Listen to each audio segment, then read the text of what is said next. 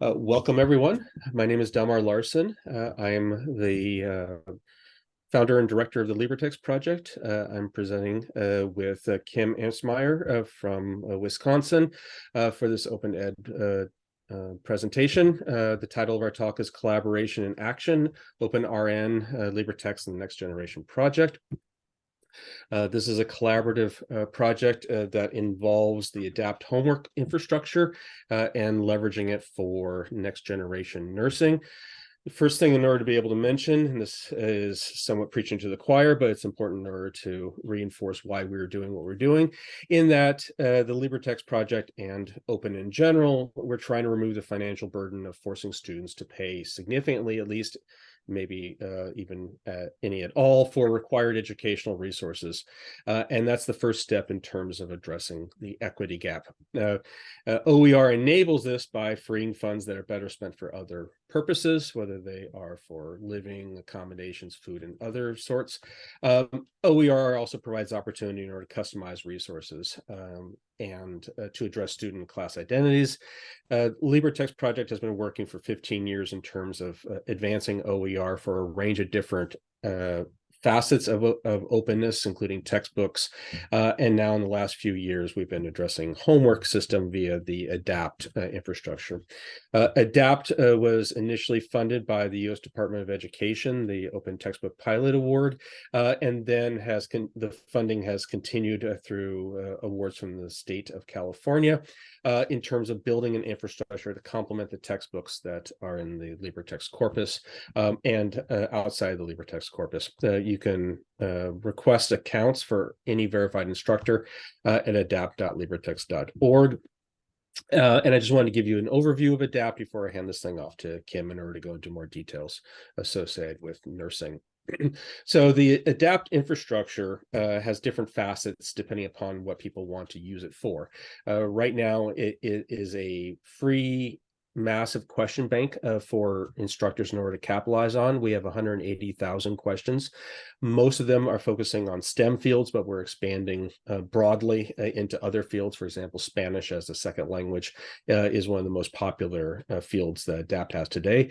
I don't know of any instructor that doesn't want to have access to a large free question bank in order to capitalize on it. So it provides a mechanism that's very important in terms of advancing education in general, and certainly openness in specific. The ADAPT homework platform is free as a homework infrastructure for the students and faculty of the state of California. It's because of the sizable investment of funds the state has actually put into the place. So while the question bank is freely available to all verified instructors, the actual homework requires a bit more financial buy-in, and that's for sustainability purposes. So if you're outside of the state of California, then we provide it super cheap, significantly cheaper than commercial alternatives or other open alternatives. I use the term open with quotes there. So let me just describe a bit more about what ADAPT is designed to do. So the focus of ADAPT in the development is to not have to recreate things from scratch and to use what's available out there in the open source community in order to be able to pursue what we want for specific fields. So that being said, the infrastructure that we have in ADAPT is designed in order to be able to both be used as auto-graded or as open-ended, where auto-graded uses a computer in order to grade, and open-ended requires a grader, oftentimes an instructor or a TA, in order to be able to grade. So this mimics, in part, of a learning management system infrastructure. However, the auto-graded technology is multifaceted because we introduce multiple sub-technologies folded into the ADAPT overlay. That includes web work, which is a technology initially out of University of Rochester, iMath.AS, which is the technology underlying MyOpenMath or Lumen Learning's OHM, native technology, which is QTI based. Typically, those are the type of question types that are in learning management systems, and H5P, which is a technology that's more graphical based. And the intent off of here is that the interface to each of these technologies is the same through ADAPT. So you can pick and choose what technology, or more specifically, what question, what technology, in order to suit your purposes, without having to worry about the details behind how that specific technology operates. Open-ended questioning has the ability to upload text, audio, files, what's necessary for a more for human grading, and we have more advanced technologies that were being implemented.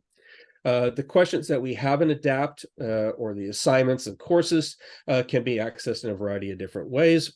Students can access ADAPT directly through the ADAPT website, again at adapt.libretext.org.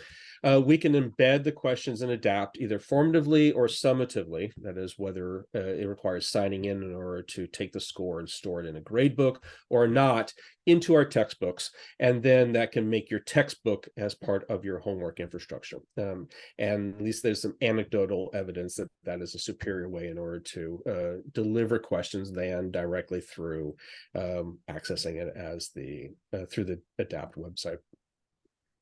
We will be releasing later on this year mobile apps for both iPhone and Android. So it gives students the opportunity in order to do their homework on their phone, but it also gives us the opportunity as instructors in order to be able to use ADAPT for polling. So it can take the place of iClicker, another financially significant financial investment that students have to put in order to be able to capitalize on courses that use that. And lastly, and this actually applies to all those other modalities, you can embed the questions into your learning management system, or you can pass back any of these submissions through your learning management system through either LTI or through some deeper integrations through the API. We have two types of approaches in which we build courses. Courses can be delivered in a more traditional sense, where you have a series of assignments in a course. Those assignments are open at a specific date, closed at a specific date, and you interact with it in very similar fashion that you have in most, if not all, learning management systems. ADAPT is called ADAPT because it has some simple adaptive learning capabilities. That is the opportunity in order to make it so that students can actually have a different experience in doing their homework based on their past or their agency. And the way that we formulate that is via what we refer to as learning trees. Learning trees or decision trees, if you have familiarity and that terminology, is an infrastructure where students, instead of having a single question, they have the ability, in order to, if they get the question wrong, to start to go into a remediation chain in order to address specific skills necessary in order to master that question. That provides us the opportunity in order to act as a virtual tutor, but it also provides the students the agency in order to be able to be engaged with their material, and anything that increases engagement between the material and the student increases learning. It also starts to build self-efficacy that's out there, and metacognition skills. These are the skills that oftentimes are poorly prepared in more advanced ADAPT learning infrastructures, because they spoon feed the actual steps to the student via the algorithm, quote unquote. So I mentioned that there are multiple technologies underlying ADAPT. One technology that people can access directly as part of the greater LibreVerse of technologies is the Studio. The Studio is our repository for H5P. This is freely available for anyone who wants to use it in the community by, again, going to studio.libretext.org. And then you can request an account, and you can actually create your questions and upload them, and you don't need to pay companies lots of money in order to be able to invest that. That's part of what we do for the community. And then, as I mentioned before, we have the ability to embed those questions. This is an H5P question, but again, it could be any of the technologies in ADAPT directly into a textbook. And this is an intermediate nutrition textbook out of Kansas State University that has this, that uses the textbook as the homework system in order to increase greater engagement. So Studio, I should skip over that, hand this off to Kim while I mention that ADAPT has a significant amount of investment involved in developing it. We're very excited about where it's going and expanding it to new fields like the advanced nursing capabilities that Kim is talking about now. So take it away, Kim. Thank you, Delmar. So the Next Gen RN project is an example of how we've taken everything that's been created with ADAPT and customized it specifically for nursing next generation style questions. So those of you that are nursing faculty know that the Next Gen NCLEX was launched in April 2023. And this was our effort to allow students to practice these types of questions before they actually saw them on their exam. And as you know, there weren't a lot of companies that were providing that practice, especially with bow ties. So in the next few minutes, I'll be demonstrating a bow tie question. So we received additional funding from our state core industry grant, and we were able to customize the ADAPT software for specific next generation style questions. So you as a faculty member can create any type of question you'd like that mimics the NCLEX, including full case studies with 6 questions, and I'll be going through here and showing you how to do that.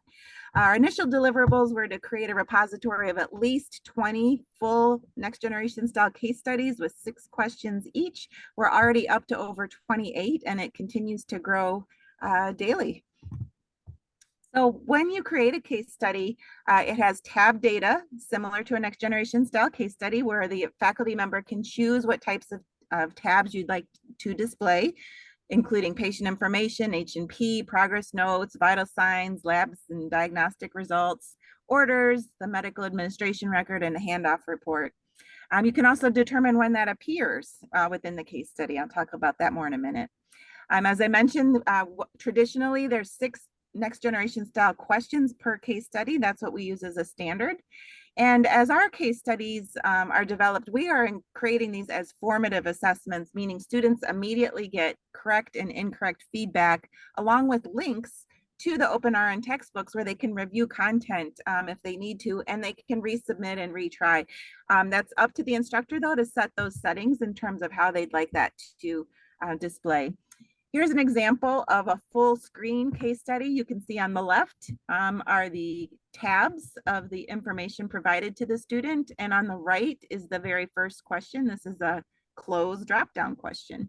Not a lot of real estate on the screen, so you can expand each of these to see more. So here's the expanded left side where the student can go through each tab and have a full screen of data. You see the different times listed there, and you can determine what you want to show when throughout the case study. And here's the expanded right side with the question where they can select the option. This is the feedback screen. So after they submit their answer, and this was an example of a matrix question where they had to determine what was improving, what was worsening, and what was no change. And they hit submit. They got the feedback simply incorrect, try again, but there were green check marks next to what was correct and red X's next to what was incorrect, or if they didn't select anything, that would show up as red. And these are all have partial scoring according to how the NCSBN uses partial scoring on the NCLEX. So that was all programmed by the ADAPT team. Here's an example for a correct answer. So after they answer it, they submit. You can see the green check marks for what was correctly selected and what was correctly not selected, along with that feedback in pointing them to the direction where they can find more information within the textbooks. Here's an example of how the faculty member can create the tab data. You can see on the left here, where you can choose the type of tab that you would like to create. And as it unfolds, you can see here the different first application and the next part here, the next application. That's where it's linked to the question within the case study. So this is when the next bit of information will appear, fully controlled by the faculty member. This is a list of the different types of next generation style case studies. As I mentioned, bow tie is one of the most popular. These are all designed based on the NCLEX standards. So here's an example of a bow tie. We get a lot of questions asked about the bow tie. For those of you that aren't familiar with the bow tie, the center column is the hypothesis, meaning the nursing student reads the scenario, they read the tab data, and they determine, for example, what's the most likely condition that the patient is experiencing. Then on the left side, they have to select 2 actions that they would take to address that problem. And on the right are 2 parameters that they're going to monitor to determine if their interventions were successful.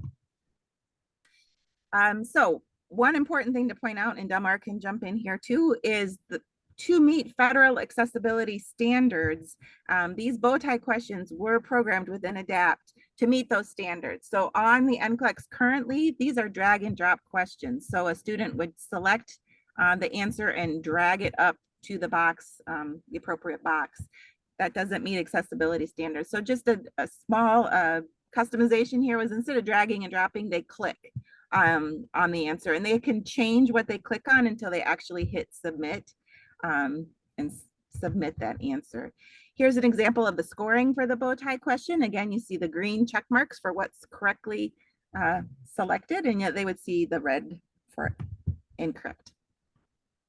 So within ADAPT, all of the questions developed for the NCLEX are next generation NCLEX questions are in this course called Next Gen RN. So if you go to public on the dashboard within ADAPT and search for Next Gen RN, that's where you will find this repository of questions. We've also, as a side note, developed questions for the textbook. So as Delmar mentioned, you can also pull those down into your LMS if you wish. Just know that those are marked separately as very public, where the answers are provided to the students immediately.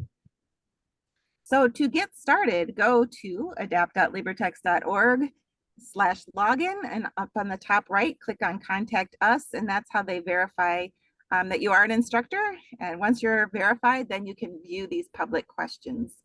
Once you have a public personal account, you can import those public questions into your personal account and then integrate those with the LMS, as Delmar was explaining earlier.